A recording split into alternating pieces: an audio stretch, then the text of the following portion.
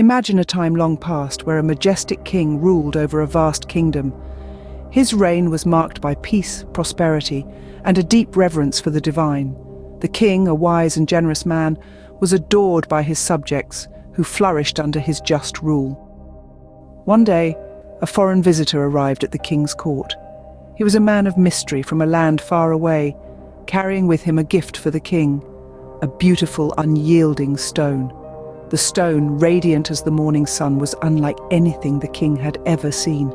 He was captivated by its beauty and saw in it an opportunity for something grand. In his wisdom, the king decided that this stone, this gift from a foreign land, should be used to honor the divine. He envisioned a statue of Lord Vishnu, the preserver of the universe, carved from this unique stone, a statue that would stand as a testament to his kingdom's devotion and stand in the state's temple for all to see and worship. And so the king turned to his trusted general minister with this task. The minister, a man of diligence and devotion, was honored to be given such a responsibility. He understood the importance of this statue not just as a symbol of religious devotion, but as a symbol of the unity and strength of their kingdom. The task was not easy. The stone was as beautiful as it was unyielding, but the king's command had been given, and it was now up to the general minister to find a way to bring the king's vision to life. Thus, the general minister was tasked with the creation of a divine statue from an unyielding stone, a task that would challenge him and those he sought help from, a task that would teach them all a valuable lesson about perseverance, faith, and the power of a single decisive action. The general minister, in turn, sought out the best sculptor in the village. This sculptor, renowned for his skill and artistry, was handed the stone and the king's decree. He was to create a statue fit for the divine, a representation of Lord Vishnu himself. The reward? 50 golden stamps, a fortune that could change his life. The catch? He had only 7 days to complete the task. With dreams of gold in his eyes, the sculptor wasted no time. He took his tools, his trusted companions in the art of creation, and set to work. But as the hammer came down on the stone, it did not give way as expected. It was stubborn, unyielding, refusing to be shaped by the sculptor's expert hands. Undeterred, the sculptor tried again, and again and again. Each blow of the hammer echoed his growing frustration, his rising desperation. 50 attempts he made, each one more forceful than the last. Yet the stone remained unbroken, as steadfast as ever. Exhausted and disheartened, the sculptor found himself at a crossroads. He could continue his futile attempts, risking his reputation and peace of mind, or he could admit defeat, surrendering to the stone's unyielding nature. In a final act of resignation, he chose the latter. He returned to the general minister, stone in hand, declaring the task impossible. "This stone," he said, "cannot be broken. It cannot be shaped into the form of Lord Vishnu." In that moment, the sculptor walked away from the challenge, and unknowingly, from a golden opportunity. He had given up, not realizing that sometimes victory is just a single step beyond the point of surrender. The stone remained unbroken, and the first sculptor walked away from a golden opportunity. His story serves as a reminder that perseverance, even in the face of seemingly insurmountable obstacles, can lead to success. But one must have the courage to take that extra step. Undeterred, the general minister then approached a simple sculptor from the village. The sculptor was humble. His hands hardened from years of shaping unyielding stone into beautiful forms. With the task laid before him, he didn't flinch nor hesitate. He picked up his hammer, his trusty companion, and with a determined strike, the stone cracked open. The village sculptor began his work, carving the statue with a finesse that came from years of dedication to his craft.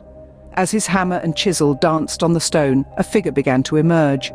The form of Lord Vishnu, the preserver of the universe, started to take shape, a testament to the sculptor's skill and perseverance.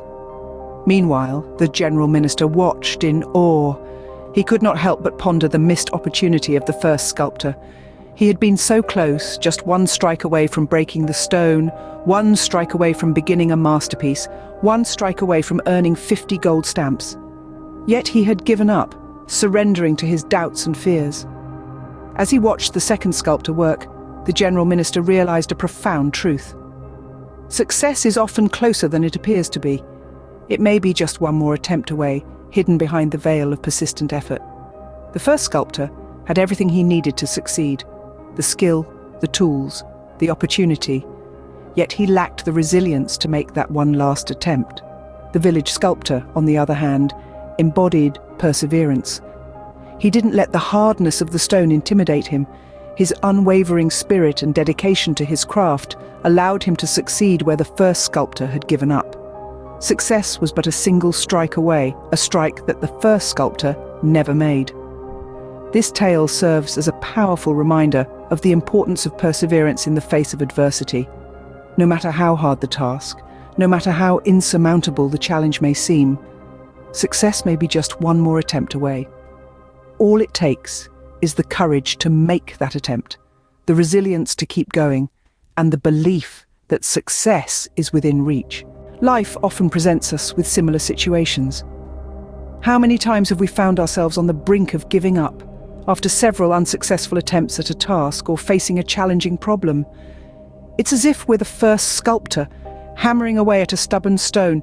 We're disheartened, our confidence wavers, and we walk away believing the task impossible. But let's pause for a moment and think, what if the stone was about to break on the next strike? What if we were just one step away from success? Just like the second sculptor who broke the stone with a single strike, maybe all we needed was one more attempt. Our lives are filled with these almost moments. We are often closer to success than we realize, but we allow failure or fear to stop us. We stop trying after 1, 2, maybe 3 attempts, believing that if we haven't succeeded yet, we probably never will. However, perseverance is the key to unlocking our potential. When we persist, when we keep trying despite the odds, we give ourselves a chance to succeed. Remember, it's not about how many times we fail, but how many times we get back up and try again. Think about the sculptors. The first one could have been successful and received the 50 gold coins if he had just made one last attempt, but he didn't. He gave up. The second sculptor, on the other hand, didn't hesitate. He took his chance and succeeded. So, the next time you find yourself struggling, remember the sculptors. They teach us a valuable lesson about life, that effort and determination can overcome the toughest of challenges, and that success often lies just beyond the point where we thought about giving up. Remember the sculptors and never let a final attempt remain unmade. Let's delve into the mind now, where the real battles are fought. Our thoughts, positive or negative, have a profound effect on our confidence. They can either be our stepping stones to success or stumbling blocks in our path. Imagine a heart and mind filled with negative thoughts. It's akin to a garden overrun with weeds, stunting the growth of beautiful flowers. These weeds can spring from various life events: repeated relationship breakdowns, prolonged illness, loss of jobs. These are all fertile ground for negativity to take root. And as these weeds grow, they sap the confidence from our lives, leaving us feeling lost and defeated. But just as a gardener wouldn't abandon their garden to the weeds, we shouldn't surrender our minds to negativity. Instead, we must foster positive thoughts. How do we do this, you ask? Well, it's a process. It's about acknowledging the negative thoughts, understanding where they're coming from, and then consciously choosing to focus on the positive. It's about telling yourself, yes, I can do these things. It's about shifting your perspective, looking at the bright side, and finding the silver linings. It's about remembering that every setback is a setup for a comeback, that every failure is a stepping stone towards success, and that every end is a new beginning. Just as the second sculptor in our story didn't let the hardness of the stone deter him, we mustn't let negative thoughts deter us. He saw an opportunity where others saw impossibility. He believed in his abilities and didn't give up. And his positive mindset led him to success. So remember, your thoughts are powerful. They can build you up or tear you down. And the choice of which they do lies with you. So choose positivity, choose to believe in yourself. Choose to see the opportunities in every challenge. In the realm of the mind, positivity is a weapon. Use it wisely. Now, consider the people you surround yourself with. Are they cheerleaders, always ready with words of encouragement? Or are they critics, quick to point out your faults and failures? You see, we are often influenced by the company we keep. It's like being in a room filled with mirrors, each reflecting the emotions, attitudes, and behaviors of those around us. If we're surrounded by positivity, our own outlook tends to tilt towards optimism. But the opposite is also true. If we're constantly in the company of negativity, it's likely that our thoughts and actions will mirror this negativity. There's a saying that goes, "You're the average of the 5 people you spend the most time with." This may sound like a cliche, but there's a good deal of truth in it. The people we spend our time with can have a significant impact on our thoughts, our beliefs, and ultimately our actions. That's why it's so important to choose your company wisely. Seek out those who inspire you, those who challenge you to be better, and those who cheer you on as you strive towards your goals. These are the people who will boost your morale, fuel your ambition, and help you rise above setbacks. But what about those who bring you down, who drain your energy, who fill your mind with doubt and negativity? It's essential to recognize the impact such individuals can have on your confidence and morale. And once you do, it's equally essential to distance yourself from them. It's not always easy, but it's crucial for your well-being. Remember, your company can either lift you up or pull you down. It can either fuel your journey towards success or hinder your progress. It can either fill you with confidence or cloud your mind with self-doubt. Choose your company wisely, for it has the power to shape your confidence. In the journey of life, there will be stones that seem unbreakable. Just like the first sculptor, we face challenges that seem insurmountable, obstacles that appear too tough to overcome.